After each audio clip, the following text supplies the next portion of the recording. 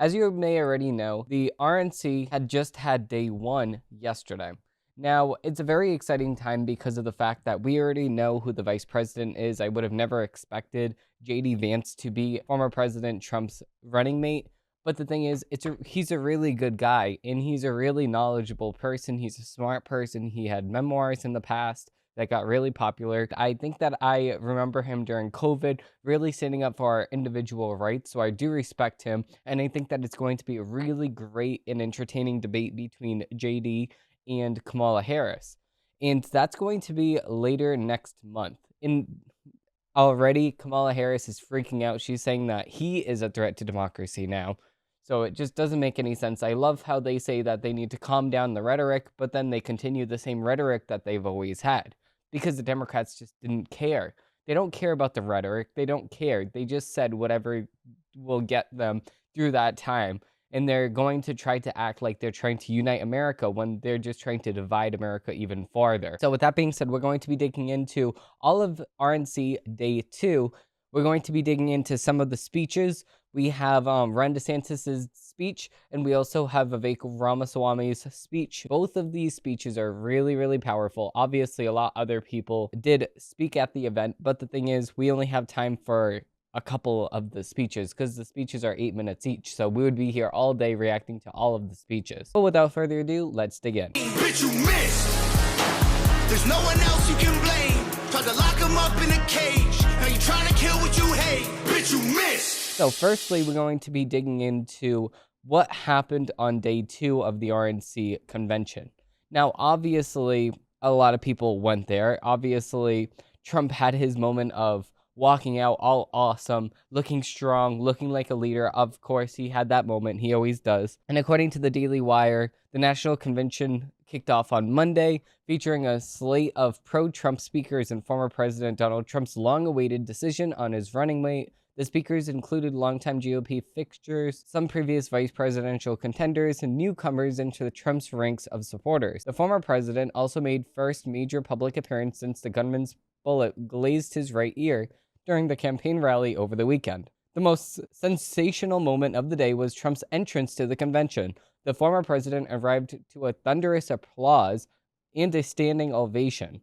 Trump's right ear, nicked on Saturday's assassination attempt, was bandaged. The day's biggest news was Trump's announcement of his vice presidential pick, Ohio Senator JD Vance.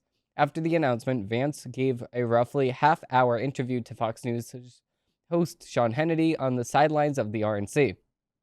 Trump actually has me put my 7-year-old son on the phone. If you think about this, everything that's happened, the guy just got shot a couple of days ago, and he takes the time to talk to my 7-year-old. It's a big moment I'll never forget, Vance said, describing the call he received from Trump offering the vice presidential slot on the ticket. Trump and Vance were officially nominated to be the Republican candidate for president and vice president, respectively, for the 2024 election. Trump's son, Eric, officially put his father over the top with delegate votes to the next GOP candidate for president. The younger Trump announced Florida's 125 delegates towards the former president, giving Trump a majority. Vance was also officially nominated as vice president in the resounding voice vote on the convention floor. The first day of the convention featured regular faces on the Republican circles, with figures like Turning Point USA CEO Charlie Kirk and Senators Marsha Blackburn of Tennessee and Tim Scott of South Carolina speaking. Scott was one of the one-time favorite to be Trump's vice presidential pick. Virginia Governor Glenn Youngkin, who received some vice presidential buzz in the weeks leading up to the convention, also spoke. Youngkin flipped Florida's governor's seat red in 2022, propelled by the explosive debate over the biological males having access to girls' restrooms in schools. Of course, because Glenn Youngkin is an awesome governor. That's why I would have also really enjoyed him to be vice president too, but I think that we got a really strong person with JD Vance. And I think that it is also an insurance policy for Trump at the same exact time, because now if they go and they try to do anything stupid and they try to impeach him or something worse than that, then obviously they're going to get the vice presidential person, and they're obviously not going to want somebody more extreme than Trump, just like how Mike Pence was an insurance policy for Trump too, because Mike Pence has always been a conservative and a Christian. So obviously he's going to be a little bit more on the Christian side than Trump on that aspect. So they were all scared of impeaching Trump because of the fact, well, they still tried, but they were still scared of impeaching Trump at the end of the day because then they would get Mike Pence. But JD Vance is even more Republican than Mike Pence, so now this is going to scare them even more. What's it called? The day also featured newcomers to Trump's camp, one of the most surprising being Teamsters President Sean O'Brien. O'Brien's speech hit on fault lines within the Republican coalition, targeting the Chamber of Commerce, big business, and elites, accusing them of colluding against the interests of American workers. O'Brien's address made his first Teamsters boss to speak at the RNC in the union's 121 years of existence. The address also stood out for its length. The union president received the largest allocation of speaking time for the evening. Entrepreneur David Sachs, another recent convert to Trump's base of support, spoke against United States policies regarding Ukraine and the role the United States played before and during the war with Russia. The lineup also featured Amber Rose, a model and a rapper who, according to Democratic strategist Van Jones, gave the most dangerous speech for the Democratic coalition. We all want a better country for our children, Rose said, but I'm here tonight to tell you, no matter your political background, and that the best chance that we have to give our babies better life is to elect Donald Trump, President of the United States. She also says that I'm not a politician and I don't want to be, but I don't care about the truth. But I do care about the truth, and the truth is that the media has lied to us about Donald Trump. I know this because for a long time I believed those lies, so I'm here to set the record straight. I can't speak today. Straight. These are my people. This is where I belong. Yeah, so I completely agree with that. There's a little bit of a divide happening on X/Twitter with welcoming her into the Republican nomination, and the Republican committee, and letting her speak, especially because she did invent some of the challenges on the conservative side. So she did invent some of the feminist marches and stuff like that. So a lot of people are saying, well, why would we let this person in just because she says that she likes Trump? Now, I can see both sides of this. I can see what people are saying, like, okay, well, you're going to want all the votes that you could possibly get, and you're going to want the support that she has. I get that. But then at the same exact time, can we really trust that she is really changed if she has an OnlyFans and she's still doing sales till today? So I don't know. It's the same situation as when Michael Knowles interviewed a ex-porn star or an OnlyFans model, and she still has her OnlyFans up, but it's private now, so only the subscribers can see her content, and no more subscribers can get subscribed to her OnlyFans. Now it gets a little bit confusing because are you actually changed? Did you actually find the truth? Did you see your error in your ways? Or are you still doing the same exact thing that you used to? But the thing is, now you're a Republican, quote unquote. So I don't see why people are freaking out about this. It's just a speech at the end of the day. And obviously anybody can disagree with anybody. And it's like on X, it's such a terrible place right now because of the fact that one person says, well, I don't think that I fully trust her. And then they get attacked. So particularly Matt Walsh said that I don't trust her whatsoever. She's still doing all of the things that I mentioned. And I don't trust her. She's been a conservative for 48 seconds. And we do this every single time that we allow a person to be fully embraced by the conservative movement, and then we're fully surprised and taken back when they're not fully changed and they're still a leftist, and then they disavow from us whenever they're in the lead. So this is what happens if we're the majority. Then all of these people come flocking to our side. But then if we're the minority, then they flock to the other side and they said, oh no, I never liked Trump, and then they apologize and take back everything that they said. So we need to learn our lesson here, and we need to pick who we trust very, very carefully, especially at the RNC, and especially during this year, because it's very important that we pay attention to the facts and we're not lied to again. Because we should learn from our mistakes. And too many times that this happened, this situation that I just went over, did this happen, that it can't be a surprise anymore. We need to be woken up to the idea that people can lie straight to our face. And they do. They can and they will lie straight to our face. So, moving on to the next thing that I do have planned for today's show is the speech of Ron DeSantis. So we're going to be going over the whole entire speech because we do have a little bit of time for that. We do have 8 minutes to spare for my Ron DeSantis over here. And now, ladies and gentlemen, please welcome the governor of Florida, Ron DeSantis. You know what's really funny too is a lot of people were saying, oh, I can't wait for Meatball Ron's speech, which is actually really funny because that is a nickname that former President Trump came up for Ron DeSantis. And it's actually really funny because all these nicknames do stick that Trump comes up with for people. And it's funny because it's like a chubby person calling another, like, not like Ron DeSantis isn't even that chubby. So it's a chubby person calling I would say like average American chubby. It's like, what are you doing? Like, it's just funny. It's hilarious. I can't with Trump. My fellow Republicans, let's send Joe Biden back to his basement and let's send Donald Trump back to the White House.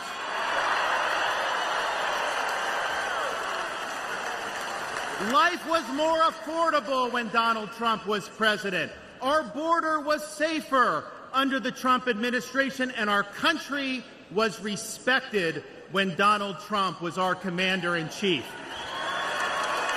Joe Biden has failed this nation.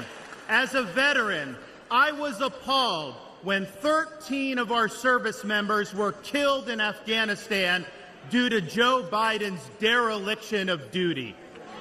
As a citizen, as a husband, and as a father, I am alarmed that the current president of the United States lacks the capability to discharge the duties of his office. Our enemies do not confine their designs to between 10 a.m. and 4 p.m. We need a commander-in-chief who can lead 24 hours a day and 7 days a week. America cannot afford 4 more years of a weekend at Bernie's presidency. When we're sitting here looking at the president that we have now, obviously, there's a couple of things wrong. There's him going to bed so early, it's him not knowing exactly what's going on, and it's him just being controlled by other people. So, of course, it is fully true that it's a weekend at Bernie's. But let's be honest.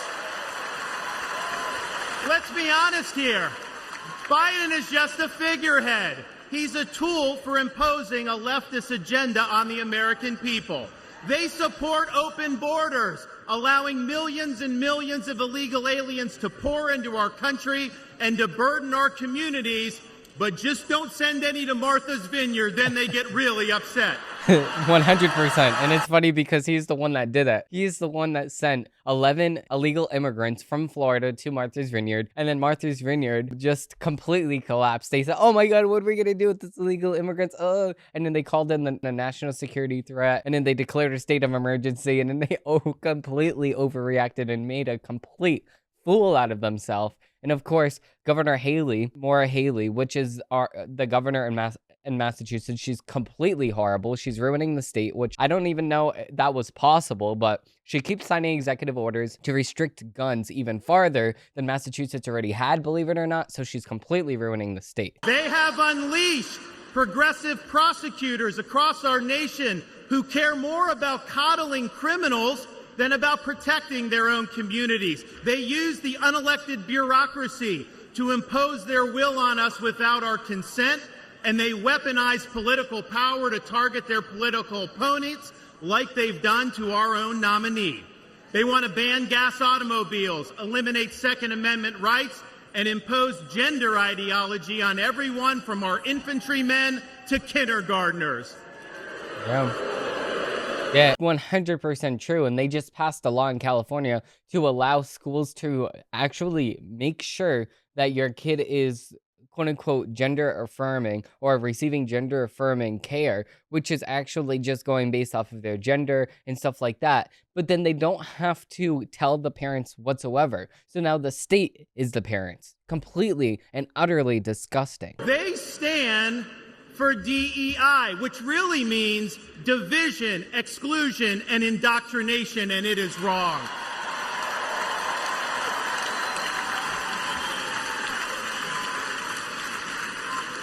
They mandated that you show proof of a COVID vaccine to go to a restaurant, but they oppose requiring proof of citizenship to cast a vote. Oh, yeah.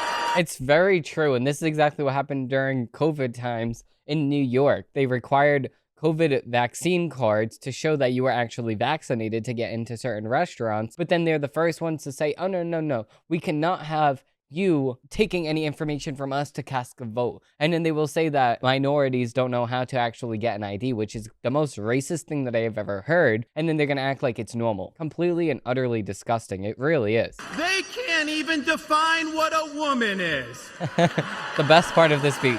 It really, it's now, true. Donald Trump stands in their way and he stands up for America. Donald Trump has been demonized. He's been sued. He's been prosecuted. And he nearly lost his life.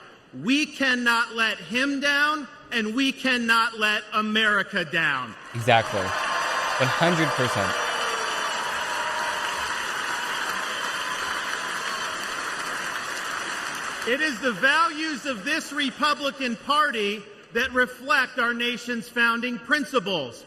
We believe schools should educate, not indoctrinate. We stand for parents' rights, including universal school choice. You know, it's so funny because the things that he's talking about here are things that he actually did in Florida. So it's not like he's saying something that he does not want to implement himself. He implemented school choice and he implemented the vouchers for you to actually get the money that we would have spent for public schools and you can instead use it for private schools. So that is fully school choice. That opened up the idea of other states copying Florida's vision. And then also at the same exact time, he implements more security measures. He implements a stronger Florida and he implements a redder Florida. So now it's a Republican state. It was a bluish state before, and now it's a bright red state. So it's a completely changed state, and it's so much better under his governorship. It's great. I've been to Florida many times under Ron DeSantis' governorship, and it's been so much better. And I've actually been wanting to go there because there's an increase in police presence in the touristy areas. I just went to St. Petersburg Beach not so long ago. I went to St. Augustine. I went to Daytona Beach. All of the places that I've been to, you see an increase in police officers, and it makes you feel more safe in that region. It's amazing. We support law and order, not rioting and disorder. We seek a strong, focused United States military, not one distracted by a social agenda. We reject entrenched political class, and we demand term limits for members of Congress. Because these congressmen are serving all of life. Bernie Sanders over here talking about Weekend at Bernie's. Bernie Sanders is literally 200 years old, older than Joe Biden, or it seems like it at least, and he's still in Congress.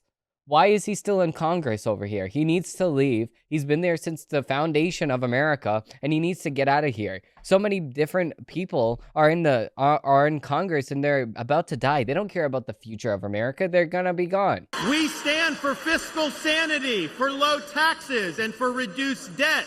We seek to reclaim the constitutional government as envisioned by our founding fathers by bringing the administrative state to heel once and for all. 100% true, because of the fact that the left is killed and dead in Florida. The left has no position in Florida because of Ron DeSantis. We believe that you must be a citizen in order to vote, and that photo ID should be required before casting a ballot. 100%. We stand for strong borders and believe that our nation must have a shared civic culture, and we oppose any immigration that stands apart or in contrast to our American values. It's true. We believe in the principles articulated in the Declaration of Independence that our rights come not from the generosity of the state, but from the hand of the Almighty, including the right to life, liberty, and the pursuit of happiness.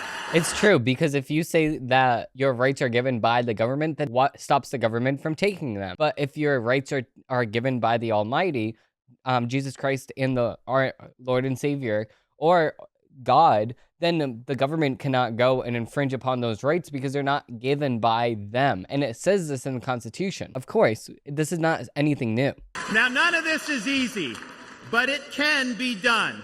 For decades, my home state saw elections determined by razor-thin margins.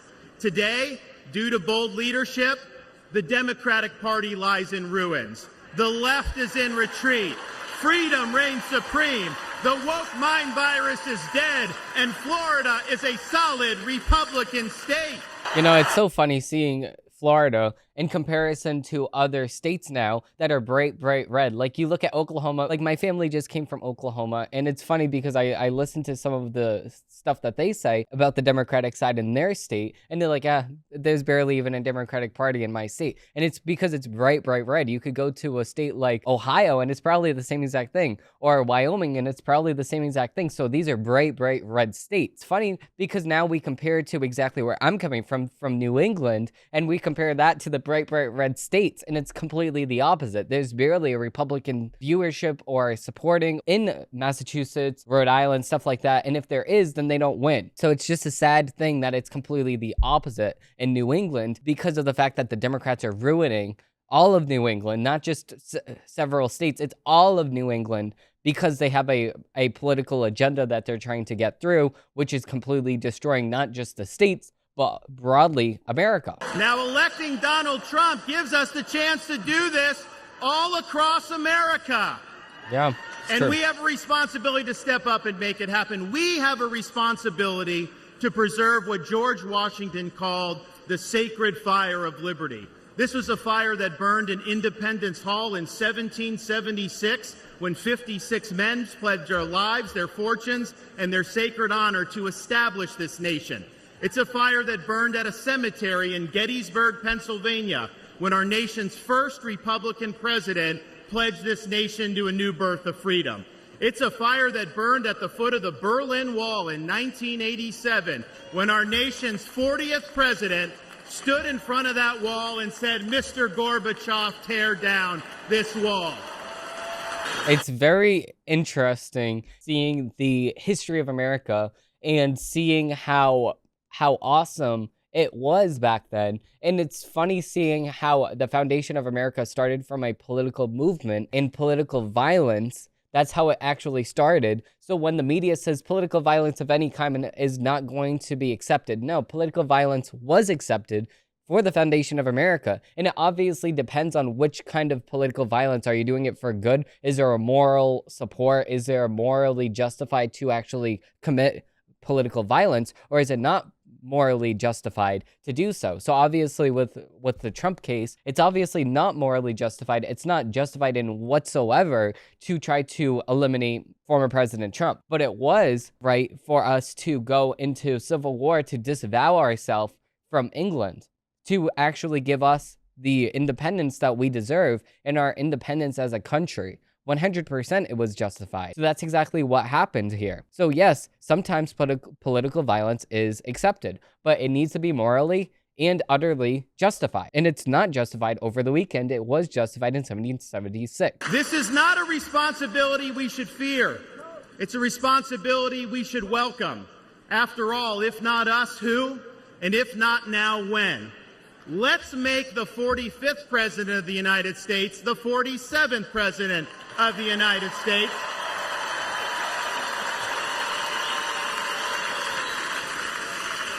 Let's elect Republicans up and down the ballot, and let's heed the call of our party's nominee to fight for these United States. Thank you.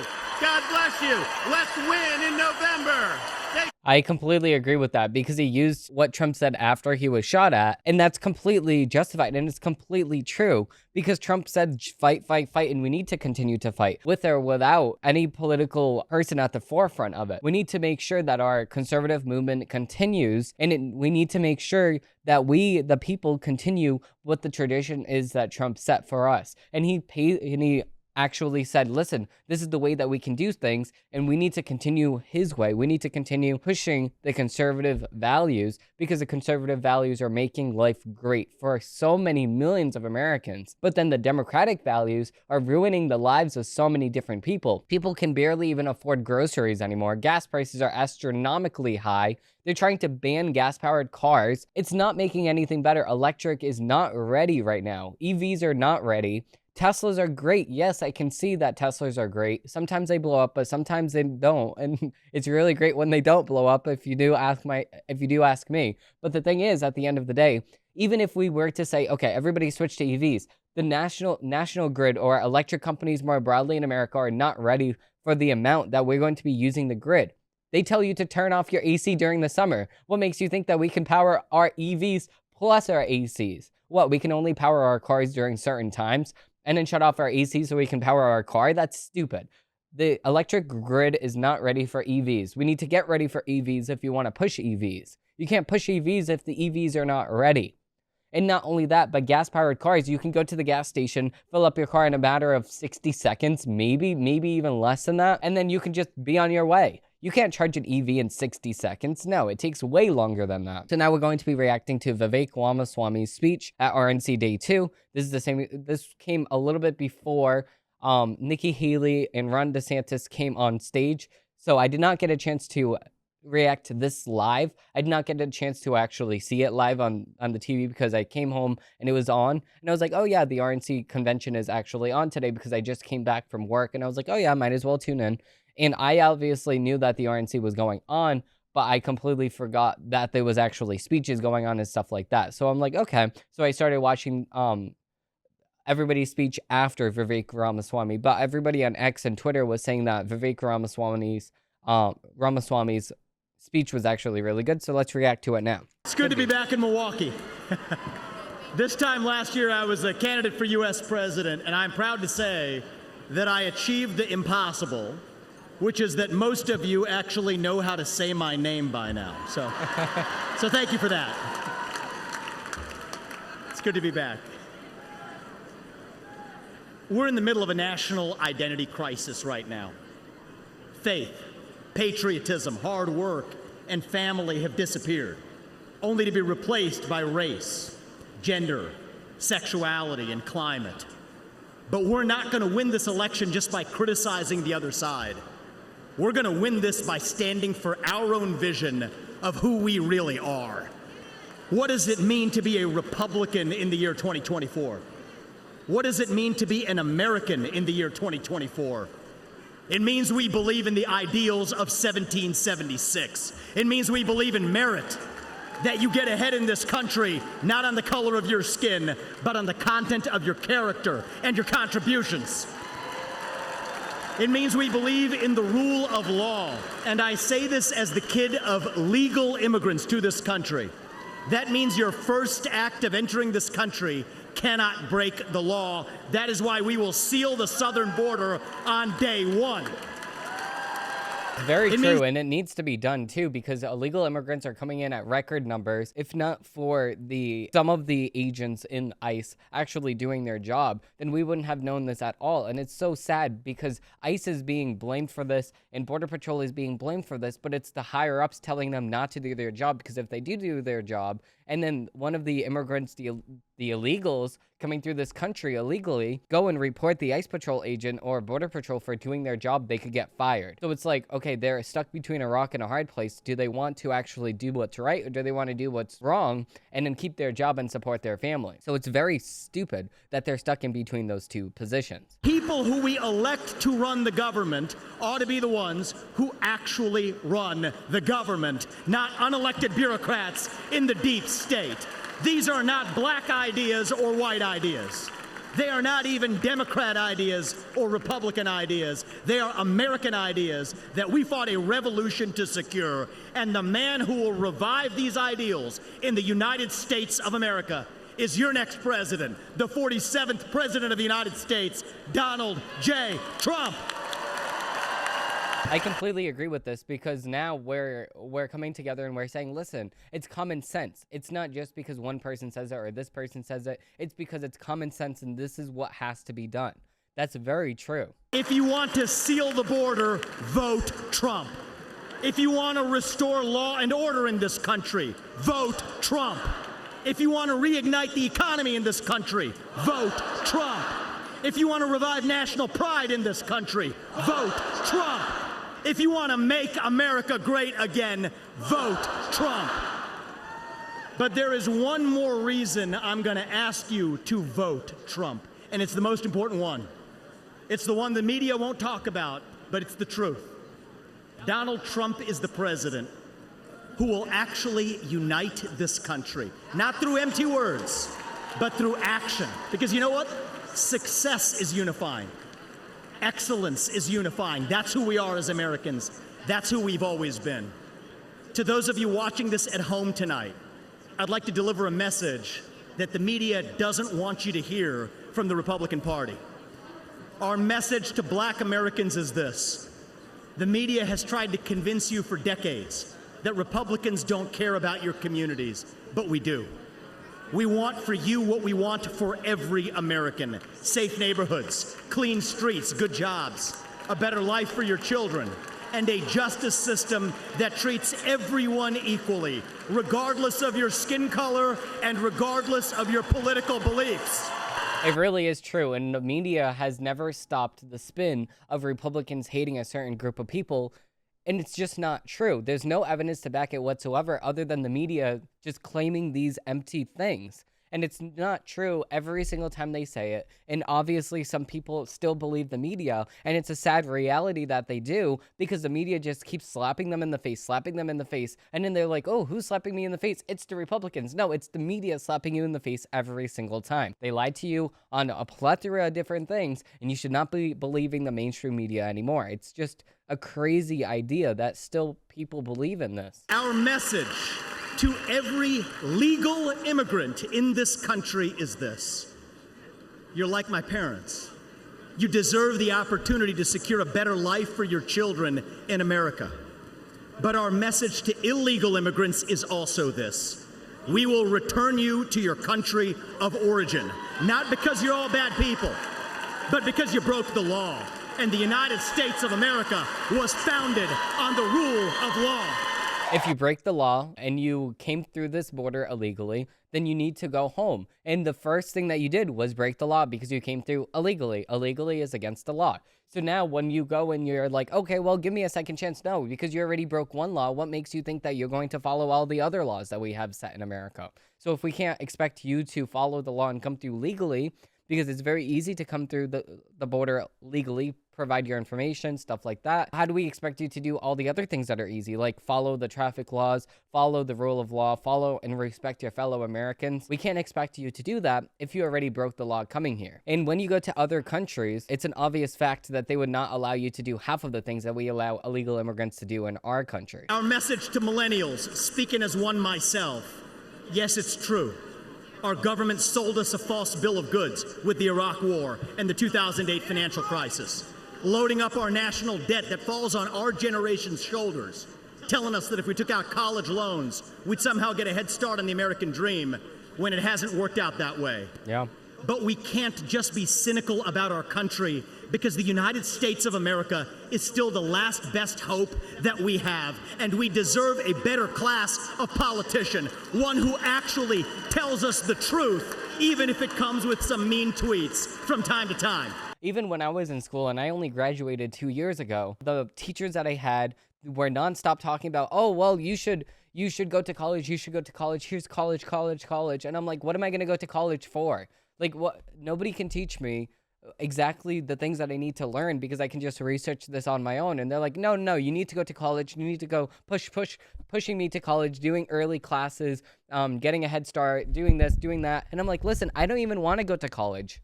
So why are you pushing me to do something that I don't want to do? They're like, well, at least go to a university. Go to a university and spend $75,000 per year to do what?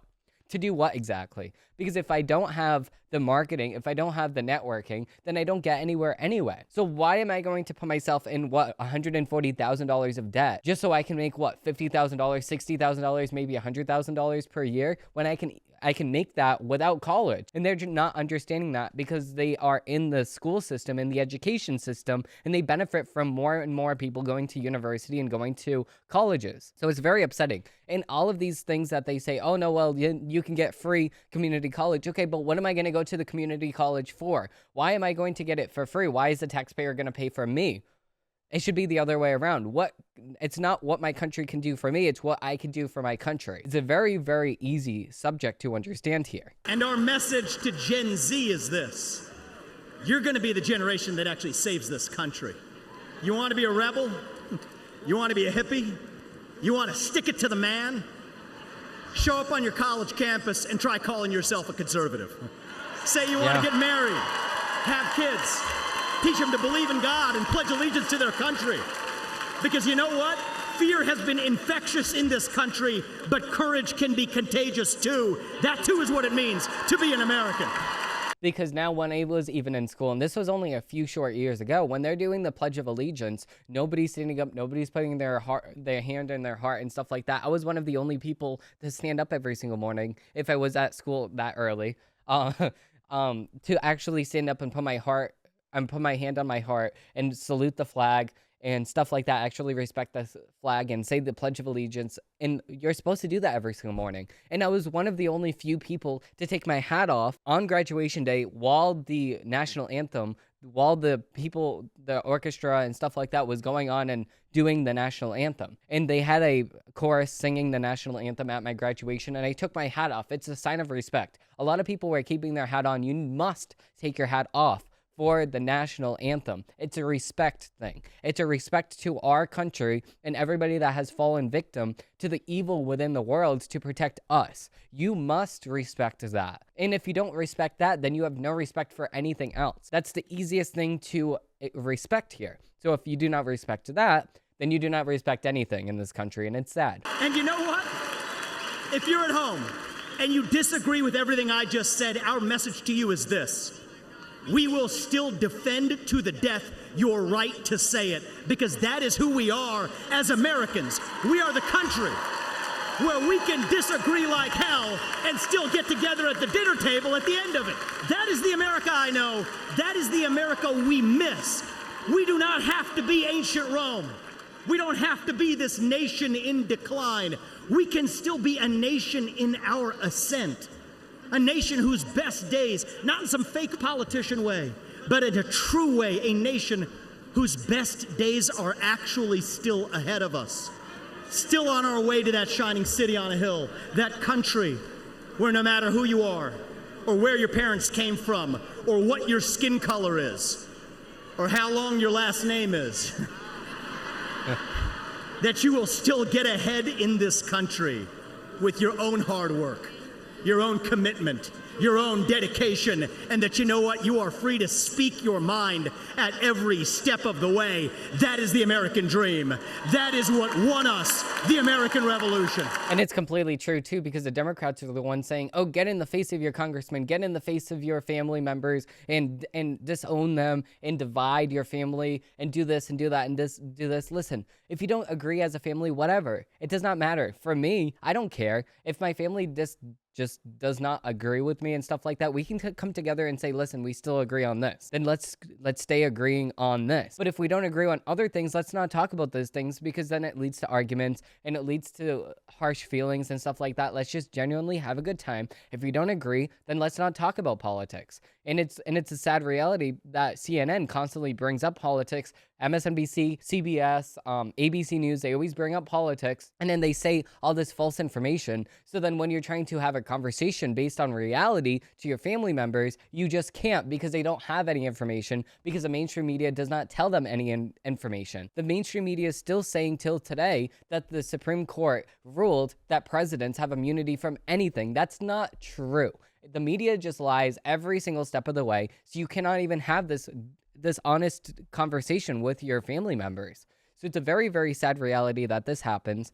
And it's very true that Republicans and conservatives more broadly, listen, if you don't agree with me, that's fine.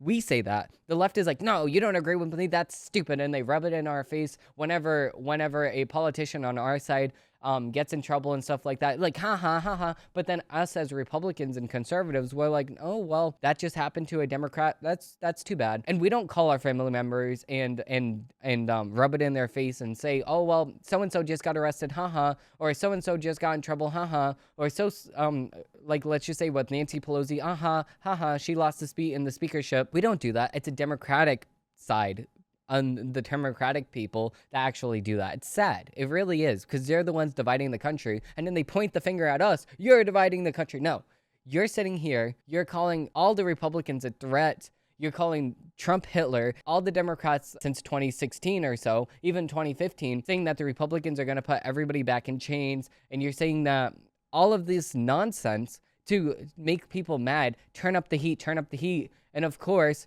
something is bound to happen. And what we saw on Saturday was a very, very magnificent thing that Trump was able to overcome because of the fact that it was very, very close to actually continuing what the Democrats actually want right before the Republican National Convention. It's sad. That is what reunited us after the Civil War. That is what won us 2 world wars and the Cold War. That is what still gives hope to the free world. And if we can revive that dream over group identity and victimhood and grievance, then nobody in the world, not a nation, not a corporation, not a virus, not China, is going to defeat us. That is what American exceptionalism is all about. And that is what we will revive this November when we send Donald J. Trump back to the White House. Thank you all. God bless you and your families. And may God bless our United States of America. Thank you. We could see that Joe Biden was trying to do the unity speech, and it just not working whatsoever because he's such a divisive president. So now we see actual unity. We see people coming together, and now it's something that we can actually look forward to. It's actually something that's honest with the people, not a just complete lie and fabricating all of the evidence. That's what the Democrats like to do. It's sad. These speeches that I just went over are very, very powerful. A lot more speakers were actually speaking at the conference, of course, but we don't have time to go through all of them because we do have some more news. So we're going to go to the headlines of the week.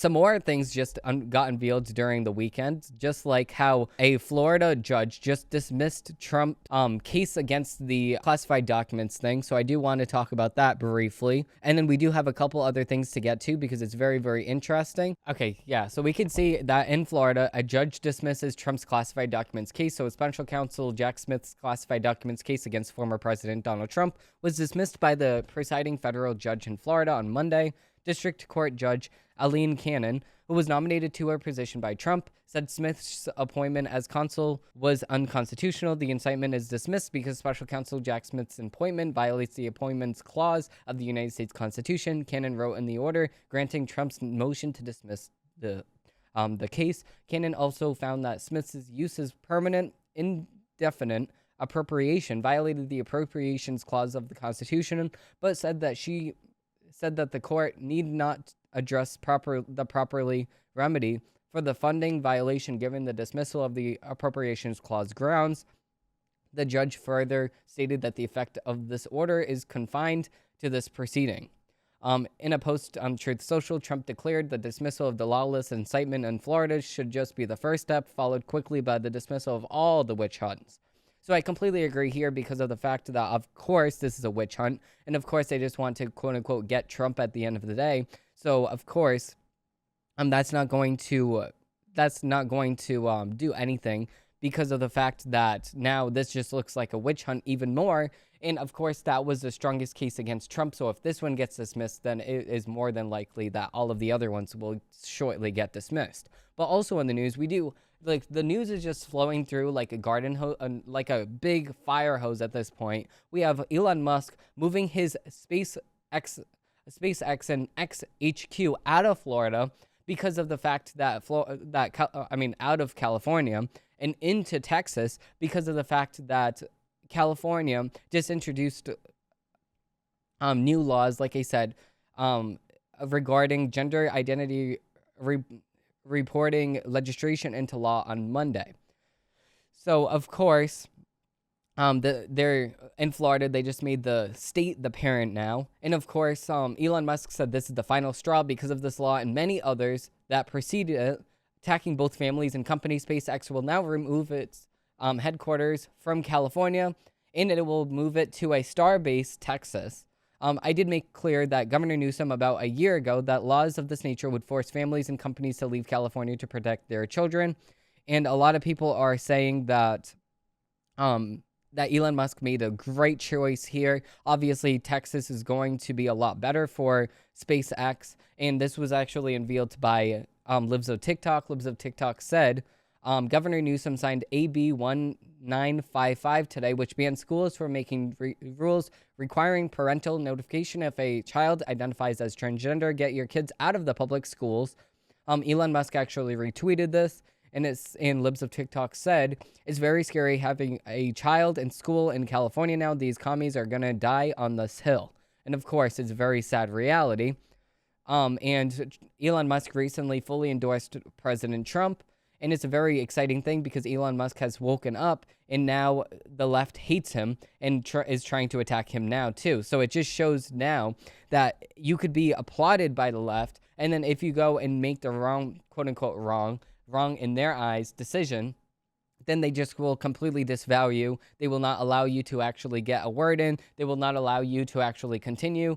And they will just take all the support that they once had for you away. So that just shows you that the left does not actually care about you, but they just care about what you're actually doing at that very moment. It's very sad. And of course, like we talked about earlier, J.D. Vance is the vice presidential candidate under Trump.